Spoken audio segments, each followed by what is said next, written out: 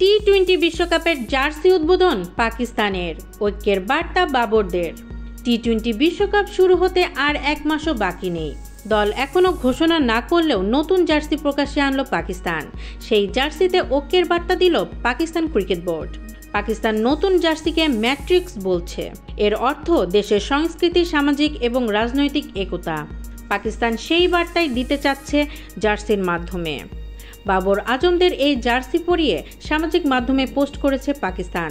সেখানে তারা লিখেছে, দেশের জার্সি গায়ে আওয়াজ তোলো। নতুন জার্সি উদ্বোধনে পাকিস্তান ক্রিকেট বোর্ড স্বাভাবিকভাবেই তাদের পোস্টার বয় করে অধিনায়ক বাবর আজমকে। যদিও লাহোরের অনুষ্ঠানে বাবর ছাড়াও হাজির ছিলেন মোহাম্মদ রিজওয়ান, শাহিন শাহ আফ্রিদি ও নাসিম শাহ এর মতো ক্রিকেটাররা।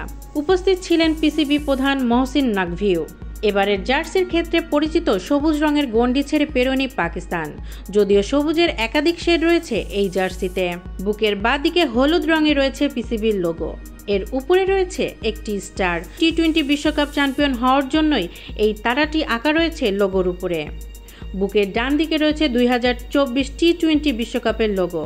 তার রং সাদা। দুই হাতায় রয়েছে স্পন্সরদের লোগো। সামনে সাদায় লেখা পাকিস্তান। জার্সি উন্মোচন করলেও এখনও বিশ্বকাপ দল ঘোষণা করেনি পিসিবি।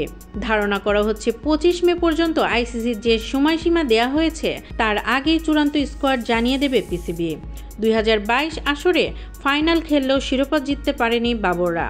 এবার সেই আক্ষেপ মেটাতে মরিয়া রিজওয়ানরা। এবারে টি-20 বিশ্বকাপ হবে ওয়েস্ট ইন্ডিজ এবং আমেরিকায়। 2 জুন থেকে শুরু হবে এই প্রতিযোগিতা। পাকিস্তান এখনও দল ঘোষণা করেনি। আয়ারল্যান্ড এবং ইংল্যান্ডের বিরুদ্ধে টি-20 সিরিজ খেলবে তারা। 4টি ম্যাচ খেলার পর বিশ্বকাপের দল ঘোষণা করবে পাকিস্তান।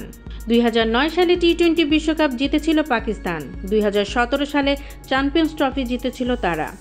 গত 7 বছরে কোনো আইসিসি ট্রফি জিততে পারেনি বাবরেরা।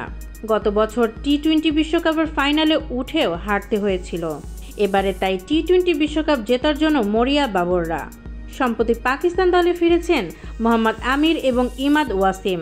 তারা দুজনেই অবসর নিয়েছিলেন, কিন্তু টি-20 বিশ্বকাপ খেলার জন্য অবসর ভেঙে ফিরে এসেছেন আবার।